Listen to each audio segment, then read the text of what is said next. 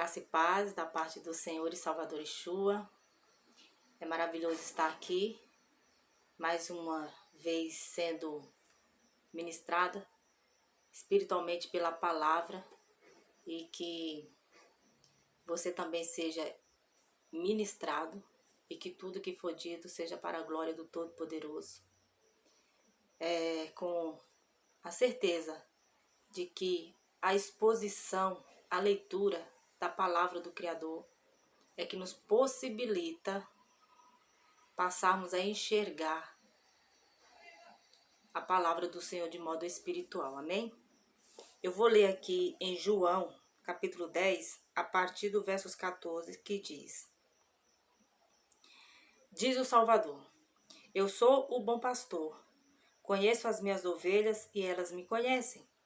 Assim como o Pai me conhece, eu conheço o Pai e dou a minha vida pelas ovelhas. Tenho outras ovelhas que não são deste aprisco. É necessário que eu as conduza também. Elas ouvirão a minha voz e haverá um só rebanho e um só pastor. E haverá um só rebanho e um só pastor. Por isso é que meu Pai me ama, porque eu dou a minha vida para retomá-la. Ninguém a tira de mim. Prestem muita atenção, porque esse vai ser um ponto para que depois eu vou ler outra mensagem em Mateus. Isso é um ponto muito importante. Ninguém a tira de mim, mas eu a dou por minha espontânea vontade. Tenho autoridade para dá-la e para retomá-la. Esta ordem recebi do meu Pai. Diante dessas palavras, os judeus ficaram outra vez divididos. Muitos deles diziam, abre aspas, ele está endemoniado e enlouqueceu, por que ouvi-lo? Mas outros diziam, fecha aspas, né? Mas outros diziam, essas palavras não são de um endemoniado. Pode um demônio abrir os olhos dos cegos? Louvado seja o Senhor. Se você ler todo o capítulo de João 10, e é importante ler, porque o Salvador ele está ali colocando palavras muito profundas a um povo que devia confiar que ele tinha autoridade na terra, autoridade dada pelo Pai. Autoridade essa que o permitiu fazer prodígios e cumprir o que fora dito pelos profetas. Ele fala aqui, no verso 18, ninguém a tira de mim, mas eu a dou por minha espontânea vontade. Tenho autoridade para dá-la e para retomá-la. E para entendermos melhor essa mensagem, é preciso voltar aqui em Mateus capítulo 27, a partir do versos 11. Eu vou ler do 11 ao 26. E aí, vou falar um pouco, mas o importante é que a palavra, ela nos corrija, nos oriente e seja esclarecida no nosso discernimento, amém? Jesus diante de Pilatos. Jesus foi posto diante do governador e este lhe perguntou, você é o rei dos judeus? Respondeu-lhe Jesus, tu o dizes. Acusado pelo chefe dos sacerdotes e pelos líderes religiosos, ele nada respondeu.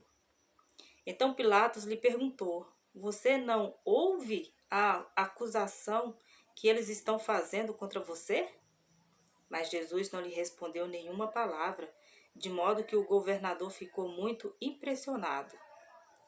Por ocasião da festa, era costume do governador soltar um prisioneiro escolhido pela multidão. Eles tinham naquela ocasião, um prisioneiro muito conhecido, chamado Barrabás. Pilatos perguntou à multidão que ali se havia reunido: qual destes vocês querem que lhe solte? Barrabás ou Jesus, chamado Cristo? Porque sabia que o havia entregado por inveja. Percebe? Pilatos sabia que Yeshua tinha sido entregado por inveja. Veja que eu li lá em João 10, uma parte não acreditou no que foi dito por outros, que o que ele estava colocando ali se tratava de alguém que estava endemoniado. Não. Mas uma parte, como foi lido, fala. Mas outros diziam: essas palavras não são de um endemoniado. Pode um demônio abrir os olhos dos cegos? Então, continuando.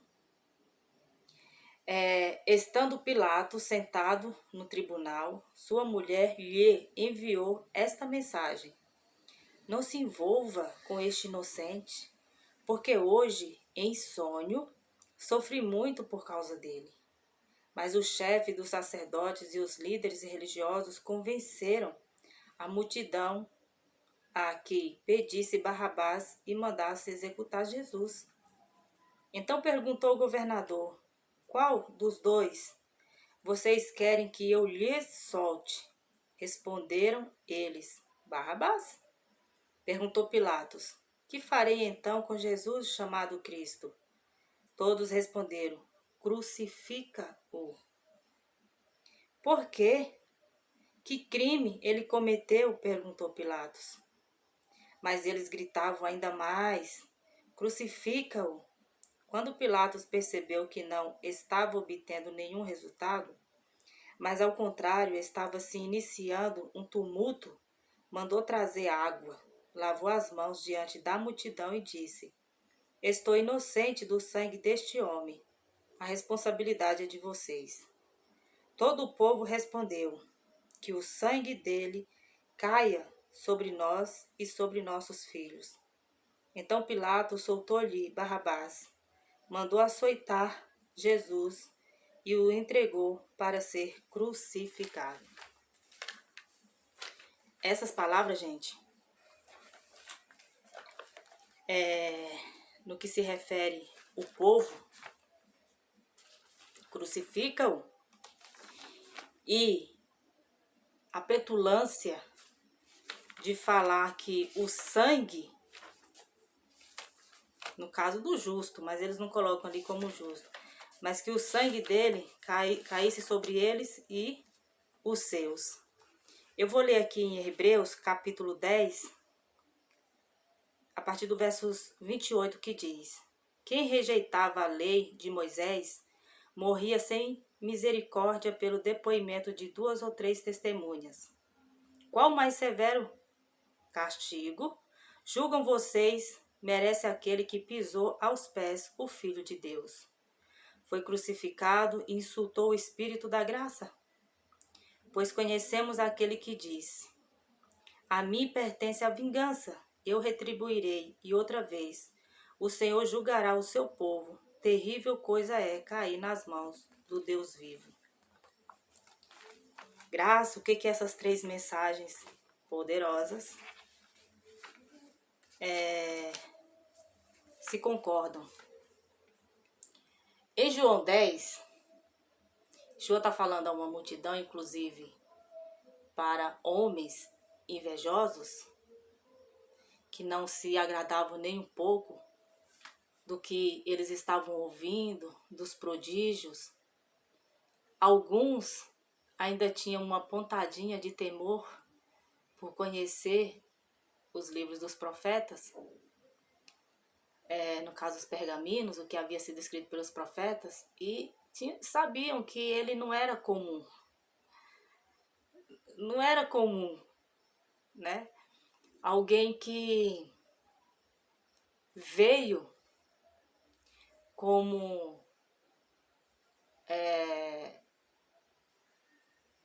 Salvador, libertador, embora sendo rei, estando em meio aos humildes, não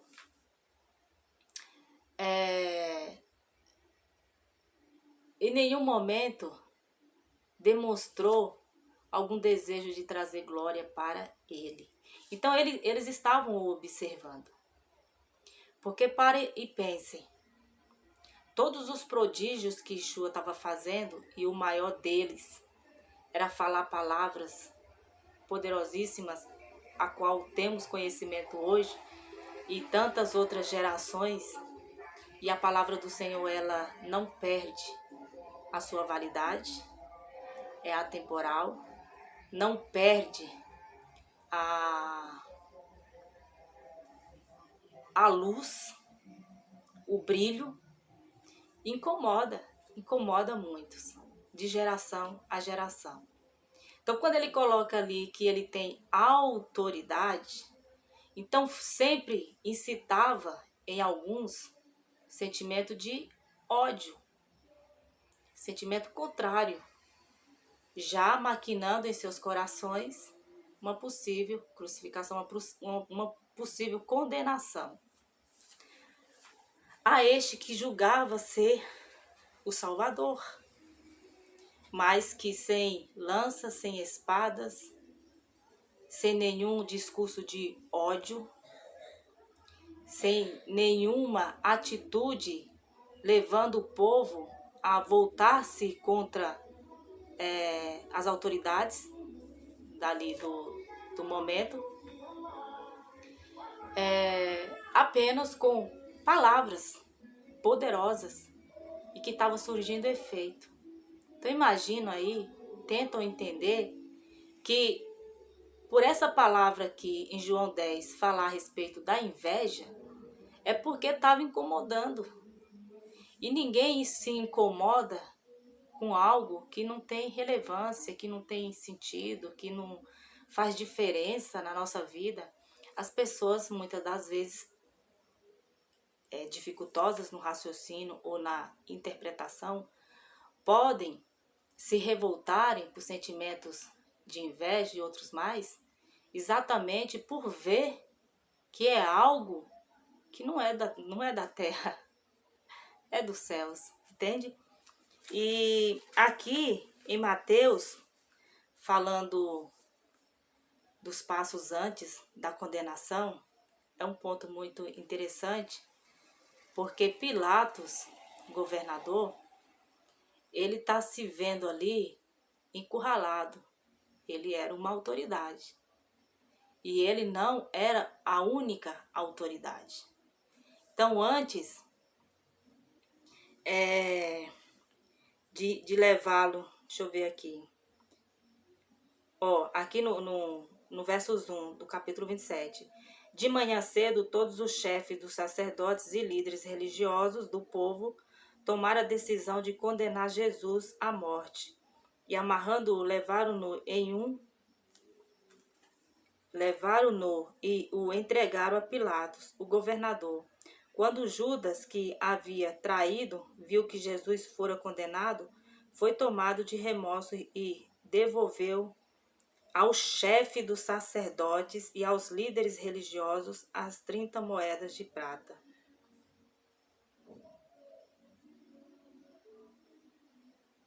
E aí, como eu li, a partir do versos 11, aí começa todo um trajeto de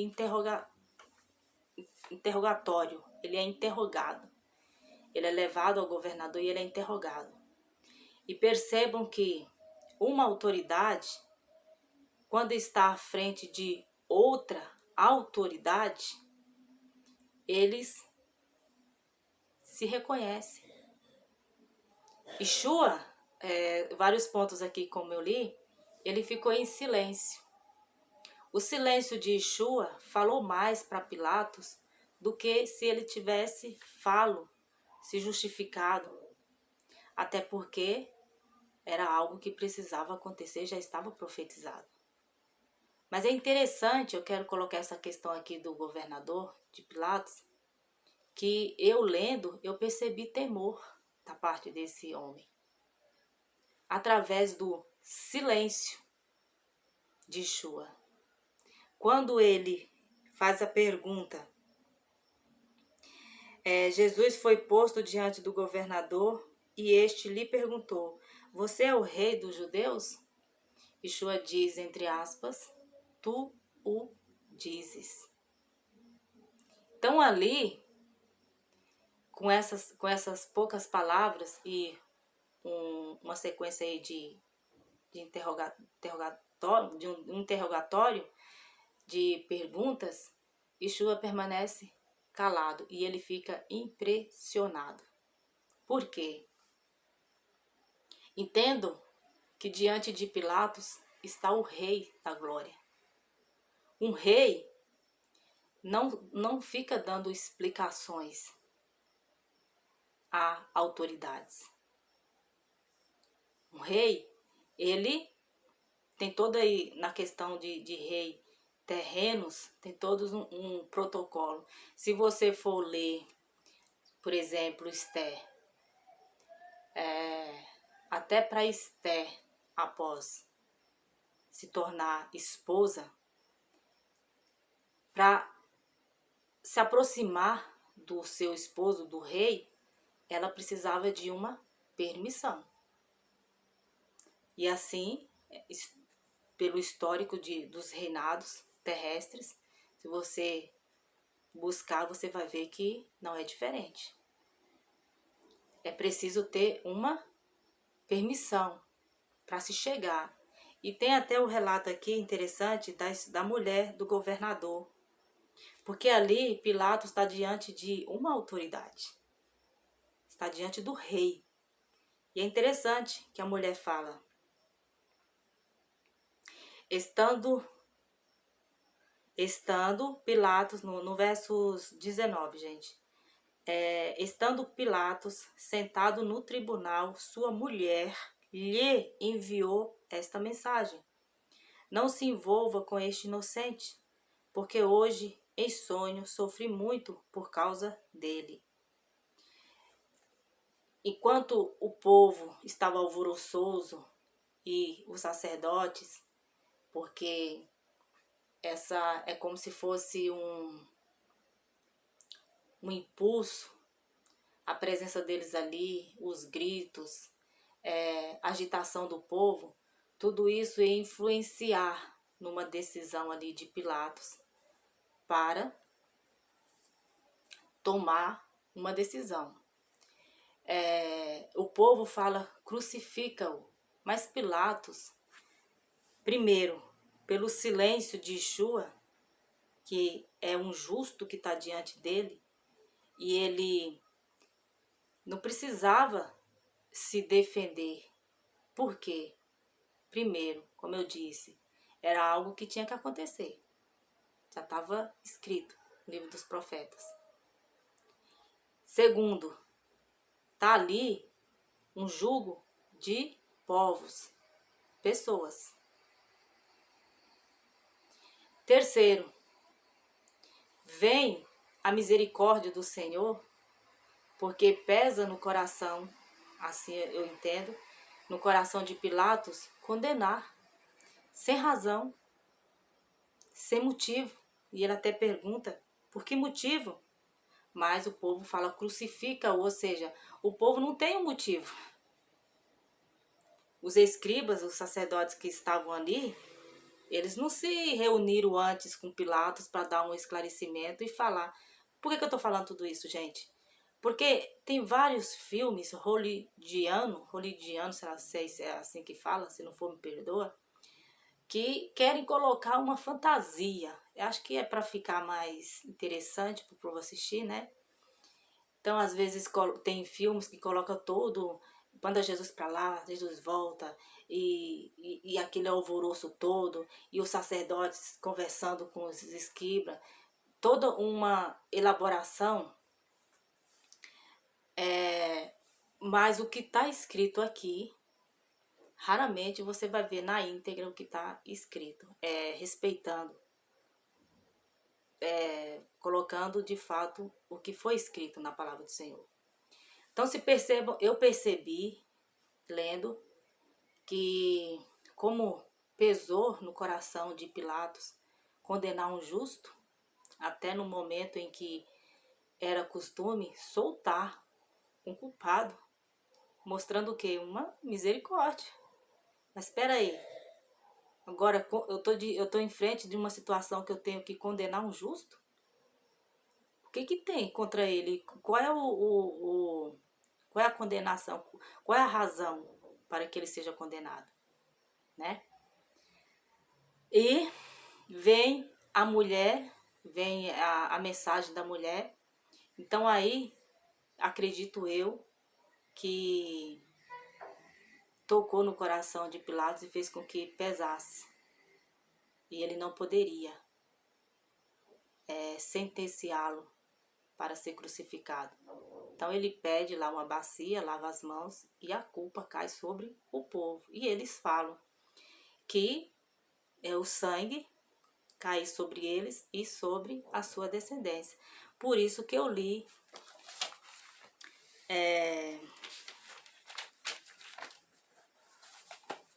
Hebreus, capítulo 10, a partir do verso 28. Porque a lei, quem rejeitava a lei de Moisés, morria sem misericórdia. Quem rejeitava a lei de Moisés, morria sem misericórdia. Como é que eu posso colocar hoje? Quem ignora o perigo, o risco, quem ignora uma lei colocada para ser respeitada, a lei humana, e muitas das vezes baseada no que diz a palavra do Senhor, precisa ser condenado. Precisa receber uma condenação justa. Existem outras condenações, a própria morte, justa ou não, existem. Então a lei, sendo ela santa, pura, que nos mostra o pecado, quem rejeitava, a punição era essa, não tinha misericórdia. Mas espera aí, agora o povo está rejeitando o que é mais puro, mais excelente. Está rejeitando o filho. Está pisando no filho, está pisando no sangue de um justo, levando à condenação. E eu espero que eu esteja colocando aqui muito claramente, porque aconteceu isso aí deles rejeitarem o filho, levando a crucificação, embora eu li em João 10. Por quê? Porque se não fosse para acontecer, não aconteceria. O céu se abriria, os anjos viriam a favor do filho, mas tinha que acontecer. Mas ai daquele por quem o filho é entregue, como no caso de Judas. Ai daqueles que foram contra a soltura do filho, mas a favor da morte, da crucificação. Por quê? Porque estão incitando o ódio. Não só no que diz respeito ao Rei da Glória ao inocente, mas incitando o ódio ao próximo. Mas tem um perigo ainda maior. Vou continuar lendo aqui Hebreus. Deixa eu ver aqui, peraí. Versos 30. Pois conhecemos aquele que disse, a mim pertence a vingança, eu retribuirei. E outra vez, o Senhor julgará o seu povo. Terrível coisa é cair nas mãos do Deus vivo. Lembre-se dos primeiros dias, depois que vocês foram iluminados, quando suportaram muita luta e muito sofrimento. Algumas vezes vocês foram expulsos a insultos e tribulações. Em outras ocasiões fizeram solidários com o que assim foram tratados. Vocês se compadeceram dos que estavam na prisão e aceitaram alegremente o confisco dos seus próprios bens, pois sabiam que possuíam bens superiores e permanente.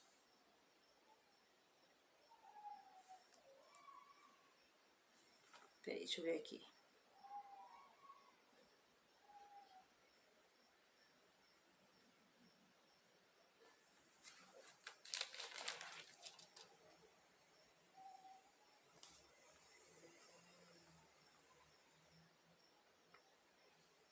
Aqui, ó, é Hebreus 9, a partir do versos 15. Por essa razão, Cristo é mediador de uma nova aliança, para que os que são chamados recebam a promessa da herança eterna, visto que ele morreu como resgate pelas transgressões cometidas sobre a primeira aliança. Então, a primeira aliança, isso vai falar também em Salmos, ela foi pisada, ela foi rejeitada.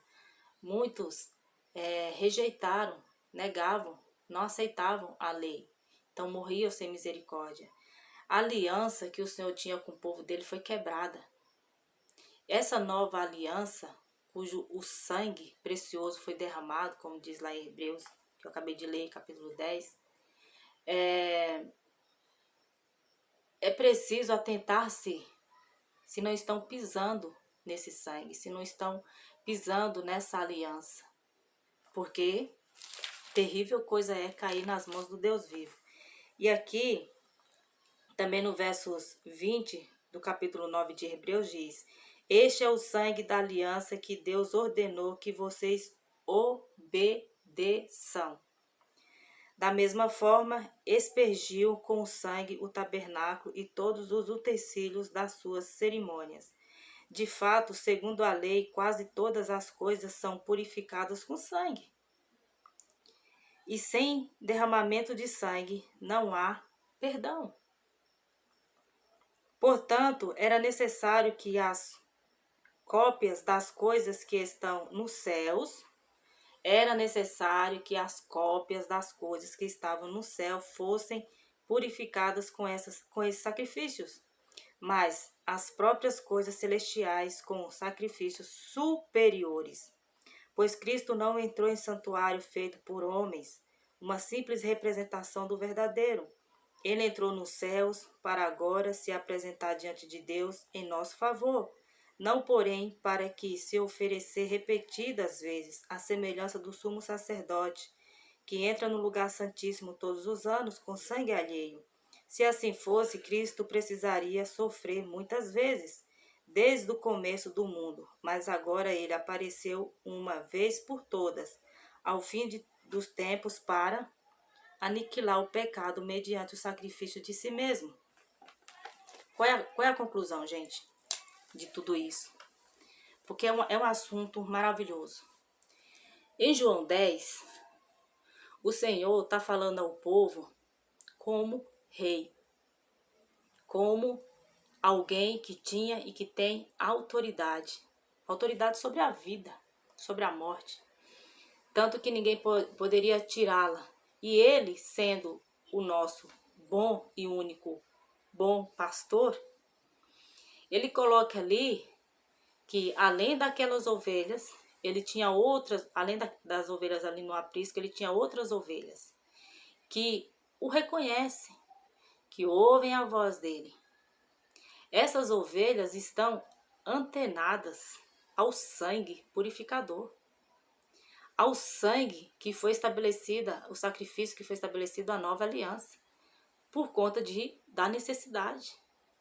Até então, o povo judeu, até então o tempo dele, tinha a confiança nos sacrifícios, na lei, nas suas ações. E esses homens, eles chegam ao ponto de terem inveja.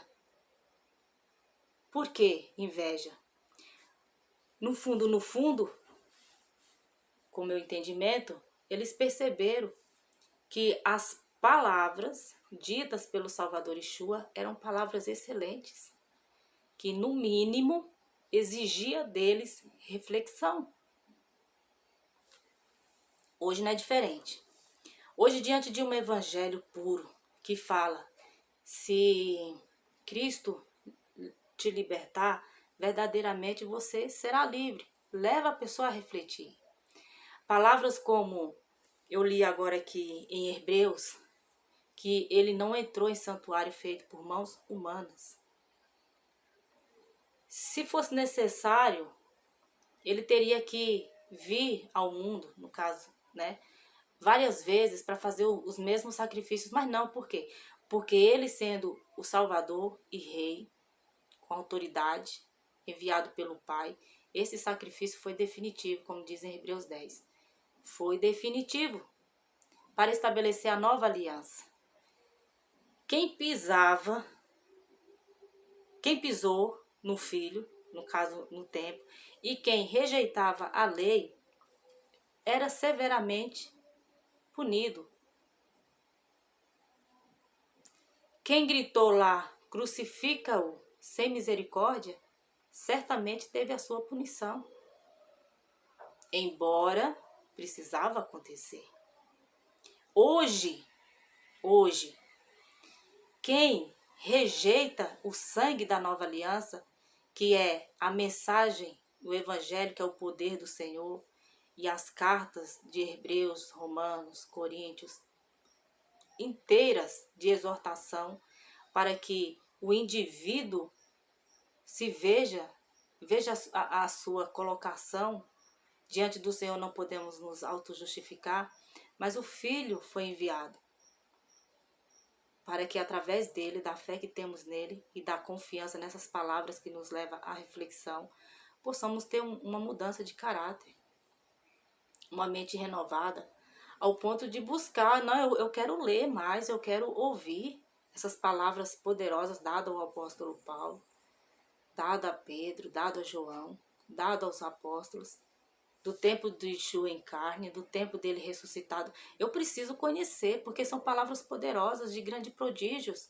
ao ponto de alguns que estavam ali juntos aos fariseus chegarem à conclusão que não é palavra de um endemoniado. Peraí, demônio não faz coisa boas, não. O que demônio faz? O que o erro, o engano faz? Como disse Yeshua lá no capítulo 10 de João. Ele vem para matar, roubar e destruir. É isso que o mal vem fazer na terra. Yeshua não veio matar, roubar e destruir. Yeshua veio trazer vida. Ele veio trazer palavras de vida, de exortação, para que possamos ser santificados dia após dia pela palavra, pelas palavras dele. Para que possamos ter esperança de um novo após o descanso do corpo ou ao retorno dele, que estamos justificados. Então não vamos nos deparar com a nossa autojustificação, com as nossas falhas, com a nossa incredulidade, não. Estamos o aguardando como rei, porque ele retornará a essa terra. Ele virá resgatar os seus, retirar os seus da condição de um mundo de iniquidade.